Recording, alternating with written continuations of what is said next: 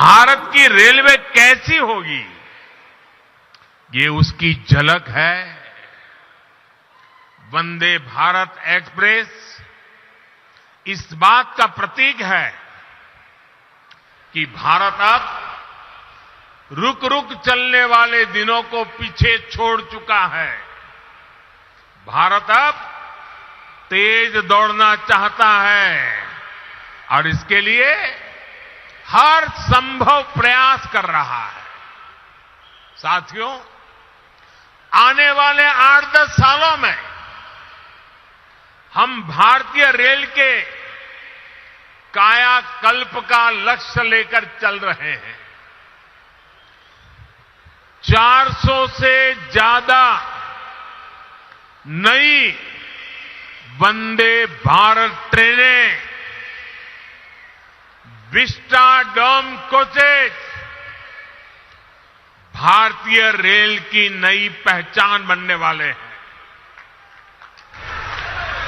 मालगाड़ियों के लिए डेडिकेटेड फ्रेट कॉरिडोर, ट्रांसपोर्टेशन की गति बढ़ाएंगे और समय भी बचाएंगे। तेजी से हो रहा ब्रॉडगेज परिवर्तन का काम नए नए क्षेत्रों को रेलवे के मैप पर लेकर आ रहा है और इन सब के बीच आज देश अपने रेलवे स्टेशनों को भी आधुनिक बना रहा है। आज आप बेंगलुरु के सर एम विश्वेश्वरैया जी के रेलवे स्टेशन जाते हैं तो एक अलग ही दुनिया का अनुभव होता है। हमारा लक्ष्य देश के बड़े रेलवे स्टेशनों को इस प्रकार आधुनिक बनाने का है। इसी सोच के साथ यहां कर्नाटका में भी बेंगलुरु कैंटोनमेंट यशवंतपुर रेलवे स्टेशनों का भी कायाकल्प किया जा रहा है। साथियों, विकसित भारत के निर्माण में हमारे शहरों के बीच कनेक्टिविटी की भी बड़ी भूमिका होगी। देश में एयर कनेक्टिविटी का ज्यादा से ज्यादा विस्तार हो, हमारे एयरपोर्ट्स का विस्तार हो, ये आज समय की मांग है। बेंगलुरु एयरपोर्ट का नया टर्मिनल इसका उपयोग करने वाले पैसेंजर्स के लिए नई सुविधा लेकर आएगा। आज भारत दुनिया में एयर ट्रैवल के सबसे तेजी से बढ़ने वाले मार्केट में से एक है। जिस तरह देश आगे बढ़ रहा है, उसी तरह एयरपोर्ट्स पर पैसेंजर्स की संख्या भी बढ़ रही है। इसलिए हमारी सरकार देश में नए एयरपोर्ट्स का भी निर्माण करा रही है। 2014 से पहले देश में 70 के आसपास एयरपोर्ट थे, 70। अब इनकी संख्या 140 से ज्यादा हो गई है। डबल बढ़ते हुए ये एयरपोर्ट्स हमारे शहरों का बिजनेस पोटेंशियल बढ़ा रहे हैं, नौजवानों के लिए नए अवसर भी बना रहे हैं। साथियों, आज पूरी दुनिया में भारत में निवेश के लिए जो अभूतपूर्व विश्वास बना है, उसका बहुत बड़ा लाभ कर्नाटका को भी मिल रहा है। आप कल्पना कीजिए, बीते 3 वर्ष जब पूरी दुनिया कोविड से प्रभावित रही, तब कर्नाटका में लगभग 4 लाख करोड़ रुपए का निवेश हुआ। पिछले वर्ष एफडीआई को आकर्षित करने में कर्नाटका देश में अग्रणी रहा है। और ये जो निवेश हो रहा है, ये सिर्फ आईटी सेक्टर तक सीमित नहीं है, बल्कि बायोटेक्नोलॉजी से लेकर डिफेंस मैन्युफैक्चरिंग तक हर सेक्टर का यहां विस्तार हो रहा है। देश में एयरक्राफ्ट और स्पेसक्राफ्ट इंडस्ट्री में 25% हिस्सेदारी ये हमारे कर्नाटका की है। देश की सेना के लिए जो एयरक्राफ्ट और हेलीकॉप्टर हम बना रहे हैं, उसमें से लगभग 70% यही बनते हैं। देश में इलेक्ट्रिक व्हीकल मैन्युफैक्चरिंग में भी कर्नाटका बहुत आगे है। आज फॉर्च्यून 500 कंपनियों में से 400 से अधिक कंपनियां कर्नाटका में काम कर रही है। और ये लिस्ट लगातार बढ़ रही है।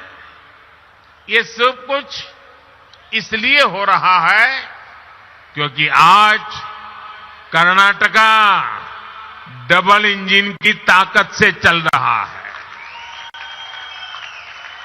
भाइयों और बहनों, आज बात चाहे गवर्नेंस की हो या फिर फिजिकल और डिजिटल इंफ्रास्ट्रक्चर के निर्माण की, भारत एक अलग ही लेवल पर काम कर रहा है। आज पूरी दुनिया हैरान होती है जब भारत के डिजिटल पेमेंट भीम यूपीआई के बारे में सुनती है। क्या 8 वर्ष पहले ये कल्पना करना भी संभव था? Made in India, 5G technology, क्या ये सोचा भी जा सकता था? इन सब में बेंगलुरु के युवाओं की, यहां के प्रोफेशनल्स की बहुत बड़ी भूमिका है। 2014 से पहले के भारत में ये चीजें कल्पना से परे थी। इसका कारण ये है कि तब जो सरकारें थी उनकी सोच ही पुरानी थी। पहले की सरकारें स्पीड को लग्जरी तो स्केल को रिस्क मानती थी। हमने ये धारणा बदल दी है। हम स्पीड को भारत की आकांक्षा मानते हैं और स्केल को भारत की ताकत मानते हैं। इसलिए आज भारत पीएम गति शक्ति नेशनल मास्टर प्लान के तहत देश में इंफ्रास्ट्रक्चर का विकास कर रहा है। हम सभी साक्षी हैं कि कैसे अतीत में इंफ्रास्ट्रक्चर के निर्माण में सबसे बड़ी समस्या तालमेल की रहती थी। जितने ज्यादा विभाग, जितनी ज्यादा एजेंसियां, उतनी ही देरी निर्माण में होती थी। इसलिए हमने तय किया कि सबको एक प्लेटफॉर्म पर लाया जाए। आज पीएम गति शक्ति नेशनल मास्टर प्लान के तहत 1500 से ज्यादा लेयर्स भी हैं। डेटा विभिन्न एजेंसियों को सीधे उपलब्ध हो रहा है। आज केंद्र और राज्य सरकारों के दर्जनों मंत्रालय, दर्जनों विभाग इस प्लेटफॉर्म से जुड़ चुके हैं। आज देश नेशनल इंफ्रास्ट्रक्चर पाइपलाइन के तहत इंफ्रा पर लगभग 110 लाख करोड़ रुपए के निवेश का लक्ष्य लेकर चल रहा है। देश में ट्रांसपोर्ट के हर माध्यम एक दूसरे से जुड़े, एक दूसरे को सपोर्ट करें, इसके लिए देश का बल, पूरी ताकत मल्टी मॉडल इंफ्रास्ट्रक्चर पर है। कुछ समय पहले ही देश ने नेशनल लॉजिस्टिक पॉलिसी भी लॉन्च की है। ये पॉलिसी देश में ट्रांसपोर्टेशन का खर्च कम करने, ट्रांसपोर्टेशन को इनोवेटिव बनाने में मदद करेगी। साथियों, भारत को विकसित बनाने के लिए फिजिकल इंफ्रास्ट्रक्चर के साथ ही देश के सोशल इंफ्रास्ट्रक्चर का भी मजबूत होना उतना ही आवश्यक है। मुझे खुशी है कि कर्नाटका की डबल इंजन सरकार सोशल इंफ्रा पर भी उतना ही ध्यान दे रही है। बीते 8 वर्षों में देश में गरीबों के लिए 3.5 करोड़ घर बनाए गए हैं। यहां कर्नाटका में भी गरीबों के लिए 8 लाख से ज्यादा पक्के घरों को स्वीकृति दी गई है। जल जीवन मिशन के तहत सिर्फ 3 वर्षों में ही देश में 7 करोड़ से अधिक घरों में पाइप से पानी की सुविधा पहुंचाई गई है।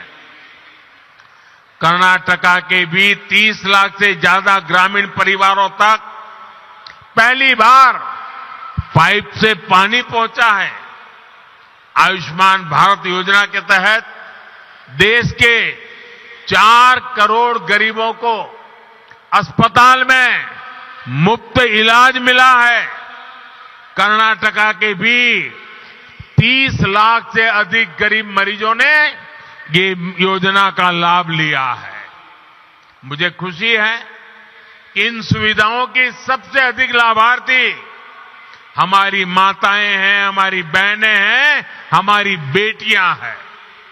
भाइयों और बहनों, आज देश में छोटे किसान हो, छोटे व्यापारी हो, फिशरमैन हो, रेहड़ी पटरी ठेले वाले हो, ऐसे करोड़ों लोग पहली बार देश के विकास की मुख्य धारा से जुड़ रहे हैं।